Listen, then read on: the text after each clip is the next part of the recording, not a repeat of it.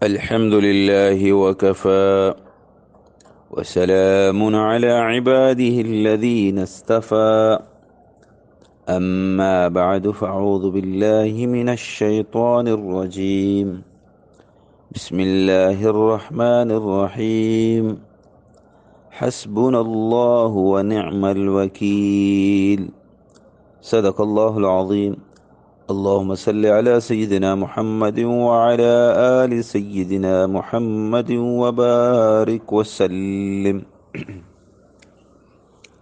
آج ہمارا موضوع ہمارے لیے اللہ کافی ہے۔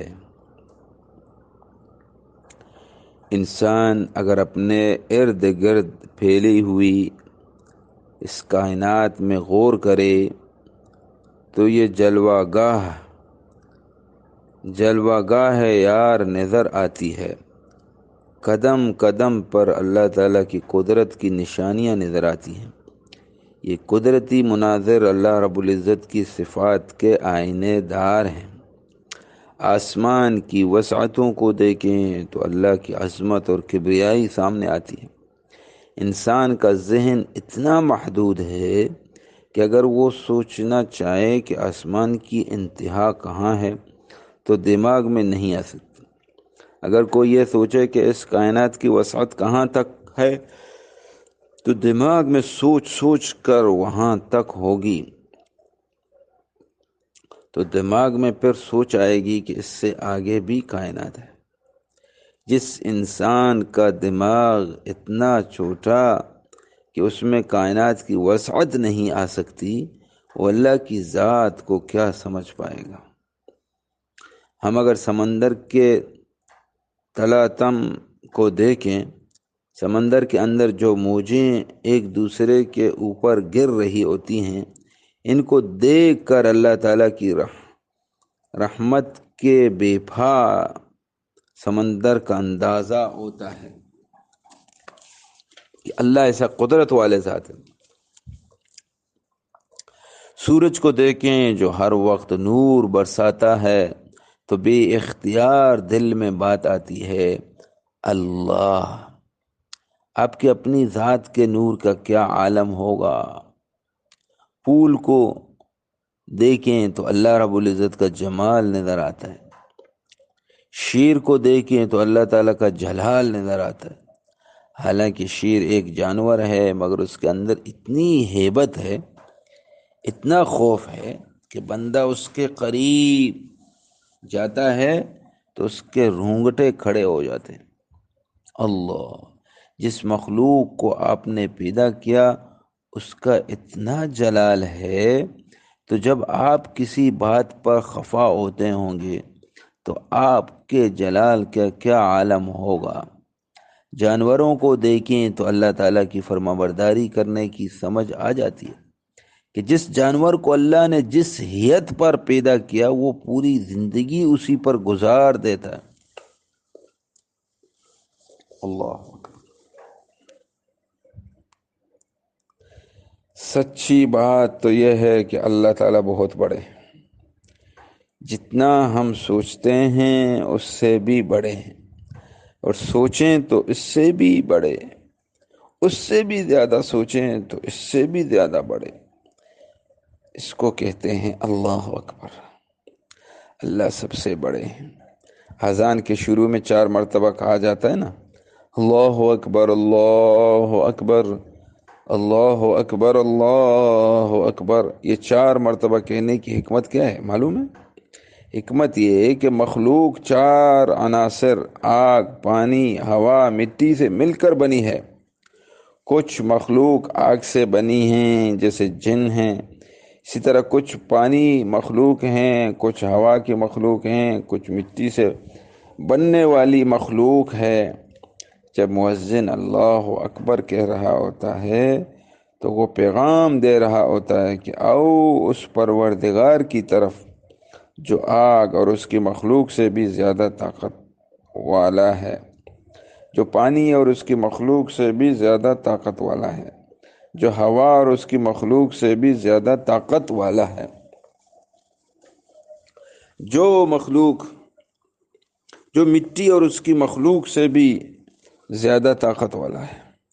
آگ اتنی طاقت والی ہے، جب یہ بڑھتی ہے تو پھر بجھا ہی نہیں سکتی۔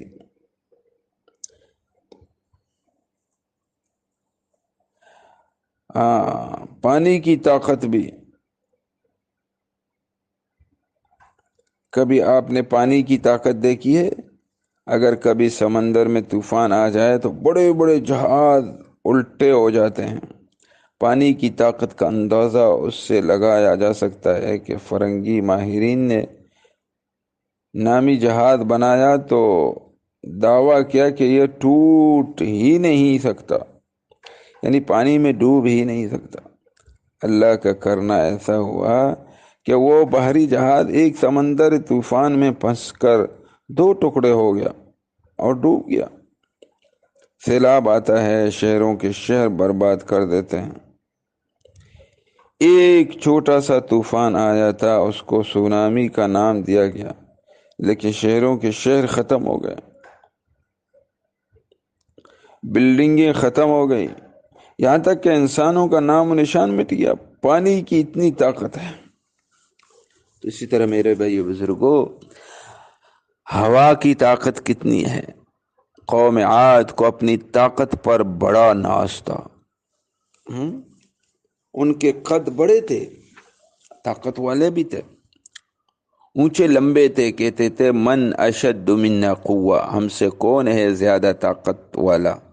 اللہ نے ہوا کا عذاب بھیج دیا، فرمایا فارسل علیہم ریحا صرصرا، ہم نے بھیجی ان پر تیز و تند ہوا۔ وہ ہوا مومن کے لیے اتنے مزے کی تھی کہ کہتے تھے بڑے مزے کی ہوا چل رہی ہے، اور کافر کے لیے اتنی زیادہ سختی کہ ان کو اس نے پٹخ کر زمین پر مارا، اور اگلے دن ان کفار کی لاشیں زمین پر اس طرح بکھیری پڑی تھیں کأنہم اعجاز نخل خاویہ، جیسے کھجور کے تنے زمین پر لیٹے ہوئے ہیں۔ اسی طرح میرے بھائی بزرگوں، مٹی کی طاقت، مٹی کے اندر بھی ایک طاقت ہے، وہ بڑے بڑے تودے بن کر گر جاتے ہیں۔ اللہ اکبر، جس کی طاقت اور قوت آگ کی طاقت سے بھی زیادہ ہے اور مٹی کی طاقت سے بھی زیادہ ہے، وہ ہے پروردگار عالم۔ مرضی ہر حال میں اللہ تعالیٰ کی پوری ہوتی ہے۔ مثال کے طور پر حضرت آدم علیہ السلام جنت میں، اور دل چاہتا ہے کہ ہمیشہ جنت میں رہیں، لیکن اللہ چاہتے ہیں کہ ان کو دنیا میں بھیجیں۔ شیطان نے آ کر مشورہ دیا کہ یہ دانا کھا لیں تو آپ ہمیشہ جنت میں رہیں گے۔ چنانچہ دانا کھا لیا اور نتیجہ کیا نکلا؟ زمین پر اترنا پڑا۔ تو منشا کس کی پوری ہوئی؟ اللہ رب العزت کی۔ میرے بھائی بزرگوں، وہی ہوگا جو میرا رب چاہے گا، وہ نہیں ہوگا جو ہم چاہیں گے، نہ ہم چاہیں گے وہ نہیں ہوگا۔ حضرت نوح علیہ السلام اللہ کے پیغمبر ہیں، طوفان آ چکا ہے، کشتی میں سواریں، سگا بیٹا سامنے کھڑا ہے، فرماتے ہیں یا بنی ارکب معنا، اے بیٹے ہمارے ساتھ کشتی میں سوار ہو جاؤ نا۔ بیٹا سنی ان کی سنی کر دیتا ہے، بس ایسا ہی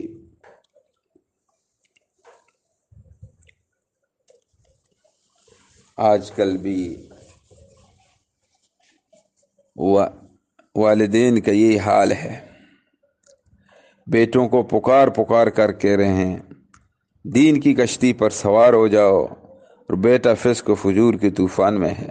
باپ کہتا ہے یا بنی ارکب معنا، بیٹے نیک بن جاؤ، آؤ ہمارے ساتھ دین کی کشتی میں سوار ہو جاؤ، مگر وہ سنی کر دیتا ہے۔ حضرت نوح علیہ السلام کی اتنی چاہت، لیکن بیٹا بالآخر وحال بینہم الموج فکان من المغرقین، ان دونوں کے درمیان پانی کی ایک موج عائل ہو گئی اور وہ والد کے سامنے طوفان میں غرق ہو گیا۔ تو مرضی کس کی پوری ہوئی؟ اللہ تعالیٰ کی۔ جو اللہ تعالیٰ چاہتے ہیں وہی ہوتا ہے۔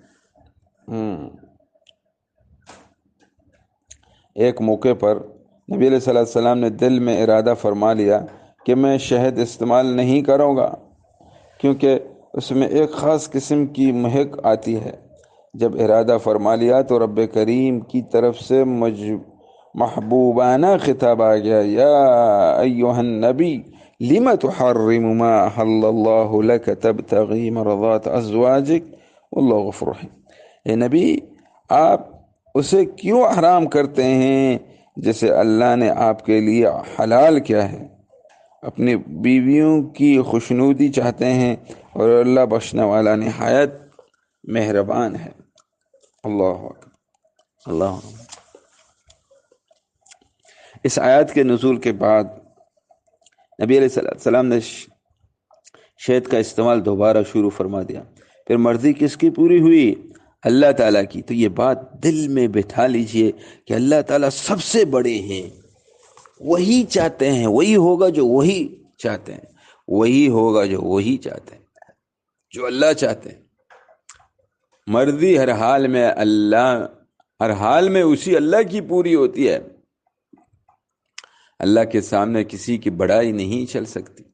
آپ غور کریں کہ دو بندے ایسے ہیں جن کو نہ تو جنت کی خوشبو مل سکے گی اور نہ ہی وہ جنت میں قدم رکھ سکیں گے۔ کون ہے؟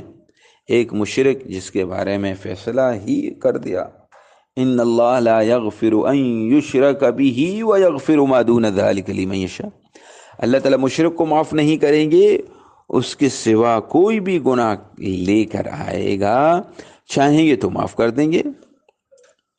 اور دوسرا، لا يدخل الجنت من كان فی قلبہ مثقال ذرۃ من کبر، جس کے دل میں ذرہ کے برابر بھی تکبر ہوگا وہ جنت میں داخل نہیں ہو سکے گا۔ نہ مشرک نہ متکبر۔ متکبر اسے کہتے ہیں جو اپنے آپ کو بڑا سمجھے، اور مشرک اسے کہتے ہیں جو مخلوق میں سے کسی کو بڑا سمجھے۔ جی ہاں، بڑا سمجھتا ہے تو سجدہ کرتا ہے۔ تو جس نے اپنے آپ کو بڑا سمجھا اس پر بھی جنت حرام۔ اس لیے جب ہم اللہ اکبر کہتے ہیں تو اس کا مطلب یہ ہوتا ہے کہ نہ میں بڑا نہ کوئی اور بڑا۔ بڑا کون ہے؟ اللہ رب العزت ہی بڑے ہیں، جس نے دن میں 5 مرتبہ مسجد میں بلایا۔ اس لیے تم دنیا کے کاموں میں لگے ہوئے ہو سکتا ہے کہ تم سبق بھول جاؤ، تمہیں یاد دہانی رہنی چاہیے۔ 2 کلام ایسے ہیں جن کو سن کر شیطان دور بھاگتا ہے۔ ایک اللہ اکبر، حدیث پاک میں آتا ہے جب مؤذن اللہ اکبر کہتا ہے تو اس کو سنتے ہی شیطان دور بھاگتا ہے۔ دوسرا کلام جس سے شیطان دور بھاگتا ہے، ولا حول ولا قوت الا باللہ، اس کے کہنے سے بھی شیطان بھاگ جاتا ہے، اور اس کلام سے تو اس کی ریح خارج ہو جاتی۔ جبریل اتنے بڑے ہیں، اگر اپنے پر پھیلائیں تو ایک پر سے مشرق کو ڈھانپ لیں، اور دوسرا پر سے مغرب کو ڈھانپ لیں۔ زمین پر کڑے ہوں تو اس کا سر آسمان کی بلندیوں کو چھوئے۔ طاقت اتنی کہ زمین کے ٹکڑے کو پر سے اکھاڑے اور آسمان کی بلندیوں پر لے جا کر نیچے دے مارے۔ تیزی اتنی ہے کہ بارش اس کا ایک قطرہ زمین سے ایک بالشت کے فاصلے پر ہو تو اس سے پہلے وہ قطرہ زمین پر پہنچے وہ آسمان سے زمین پر آ کر واپس جا سکتے۔ کے بارے میں نبی علیہ السلام نے فرمایا، بعض اوقات جبریل علیہ السلام پر اللہ تعالیٰ کے جلال کا اتنا غلبہ ہوتا ہے کہ ان کا قد ایک چڑیا کے برابر بن جاتا ہے۔ ان کے ہاں اللہ تعالیٰ کی عظمت اتنی ہوتی ہے کہ وہ کانپ رہے ہوتے ہیں۔ ہمیں بھی اپنے دلوں میں اس اللہ کی عظمت کو بٹھانا چاہیے کہ گناہوں کا چھوڑنا آسان ہو جائے۔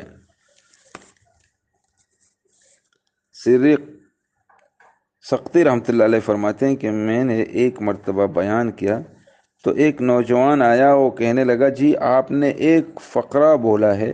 میں نے کہا ہاں فقرہ بولا تھا، تعجب ہے اس ضعیف پر جو قوی کی نافرمانی کرتا ہے۔ سمجھ آ گیا؟ تعجب ہے اس ضعیف پر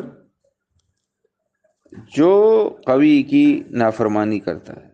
بندے سے زیادہ ضعیف کوئی نہیں اور اللہ سے زیادہ قوی کوئی نہیں۔ کتنے تعجب کی بات ہے کہ ایک ضعیف ایک قوی کی نافرمانی کر رہا ہوتا ہے۔ جب دل میں عظمت و خداوندی بیٹھ جاتی ہے تو پھر انسان آسانی سے گناہوں سے بچ جاتا۔